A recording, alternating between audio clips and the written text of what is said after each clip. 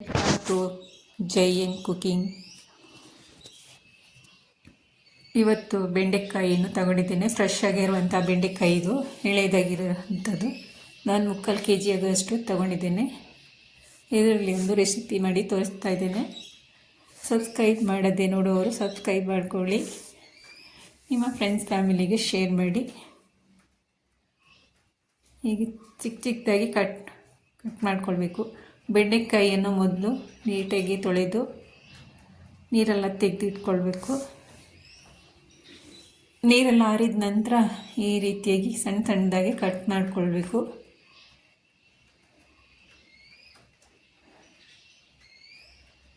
ಈ ರೀತಿ ನೀವು ಒಮ್ಮೆ ಟ್ರೈ ಮಾಡದಿದ್ದರೆ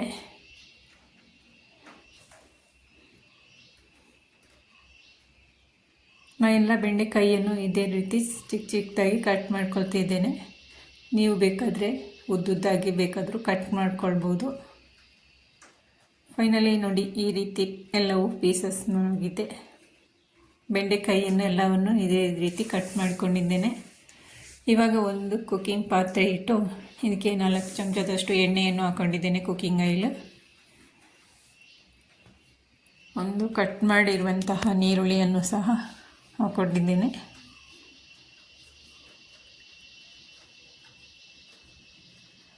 ಒಂದು ಟೊಮೆಟೊವನ್ನು ಕಟ್ ಮಾಡಿ ಹಾಕ್ಕೊಳ್ತೇನೆ ನಾನು.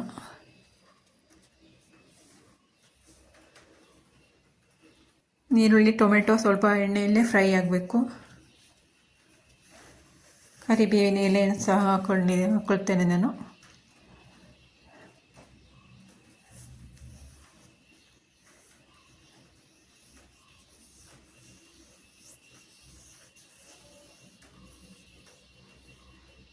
ಫ್ರೈ ಆದ ನಂತರ ಇದಕ್ಕೆ ಕಟ್ ಮಾಡಿರುವಂತಹ ಬೆಂಡೆಕಾಯಿಯನ್ನು ಸೇರಿಸ್ಕೊಳ್ತಾ ಇದ್ದೇನೆ.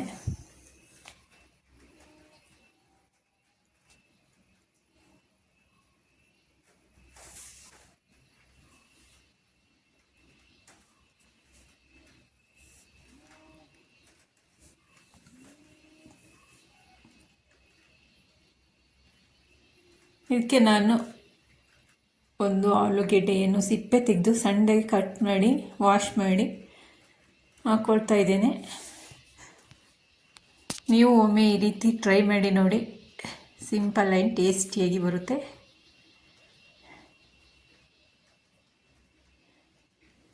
ರುಚಿಗೆ ತಕ್ಕಷ್ಟು ಉಪ್ಪನ್ನು ಸಹ ಹಾಕ್ಕೊಂಡಿದ್ದೇನೆ ನಾನು.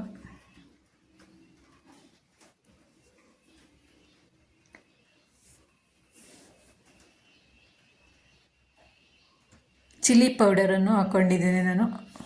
ಇದು ಬರ್ಡ್ ಐ ಚಿಲ್ಲಿ ಪೌಡರ್. ನೀವು ರೆಡ್ ಚಿಲ್ಲಿ ಪೌಡರ್ ಆದರೂ ಹಾಕ್ಕೊಳ್ಬೋದು, ಇಲ್ಲಾಂದರೆ ಹಸಿರು ಮೆಣಸಿನಕಾಯಿಯನ್ನು ಆದರೂ ಕಟ್ ಮಾಡಿ ಹಾಕ್ಕೊಳ್ಬೋದು. 1/4 ಚಮಚದಷ್ಟು ಅರಿಶಿಣದ ಪೌಡರನ್ನು ಹಾಕ್ಕೊಂಡಿದ್ದೇನೆ ನಾನು. ಇವಾಗ ಸ್ವಲ್ಪ ಜೀರಿಗೆ ಪುಡಿ 1 ಚಮಚದಷ್ಟು, ಚಿಕ್ಕ ಟೀ ಸ್ಪೂನಲ್ಲಿ 1 ಚಮಚದಷ್ಟು ಜೀರಿಗೆ ಪುಡಿಯನ್ನು ಸಹ ಹಾಕ್ಕೊಂಡಿದ್ದೇನೆ. ತುಂಬ ಇನ್ನು ಮಸಾಲೆಗಳು ಬೇಡ, ಇಷ್ಟೇ ಸಾಕು.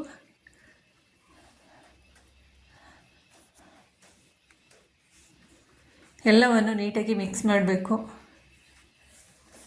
ಮಿಕ್ಸ್ ಆದ ನಂತರ ಒಂದು ಪ್ಲೇಟ್ ಮುಚ್ಚಬೇಕು, ಸ್ವಲ್ಪ ಗುಂಡಿ ಆಗಿರುವಂತಹದ್ದು. ಇದಕ್ಕೆ ಒಂದು ಅರ್ಧ ಕಪ್ಪಷ್ಟು ನೀರನ್ನು ಹಾಕ್ಕೊಂಡಿದ್ದೇನೆ ನಾನು, ಮುಚ್ಚಳ ಮುಚ್ಚಿ. ಬೆಂಡೆಕಾಯಿ ಮತ್ತು ಆಲೂಗಡ್ಡೆಗೆ ನೀರು ಹಾಕೋದೇನು ಬೇಡ. ಇದೇ ರೀತಿ ಒಂದು 15-20 ನಿಮಿಷ ಬೇಯಿಸಬೇಕು. ಬೆಂದಾದ ನಂತರ ಈ ರೀತಿಯಾಗಿದೆ ನೋಡಿ. ಇದಕ್ಕೆ ನಾನು ನೀರೇನು ಹಾಕಲಿಲ್ಲ. ಆಲೂಗಡ್ಡೆ ಸಹ ಬೆಂದಿರುತ್ತೆ.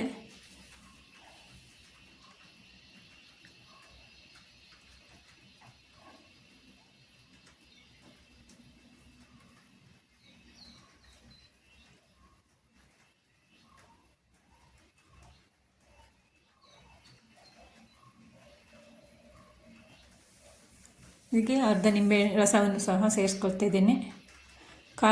ತೆಂಗಿನಕಾಯಿ ತುರಿಯನ್ನು ಸಹ ಹಾಕ್ಕೊಂಡಿದ್ದೇನೆ ನಾನು. ಇದು ಅಕ್ಕಿ ರೊಟ್ಟಿ, ಚಪಾತಿ, ದೋಸೆ ಎಲ್ಲ ಕಾಂಬಿನೇಷನ್ನಿಗೆ ಸೂಟ್ ಆಗುತ್ತೆ. ನೀವು ಇದೇ ರೀತಿ ಒಮ್ಮೆ ಮನೆಯಲ್ಲಿ ಟ್ರೈ ಮಾಡಿ. ಫೈನಲಿ ನಮ್ಮ ಬೆಂಡೆಕಾಯಿ ಪಲ್ಯ ರೆಡಿ ಆಯಿತು.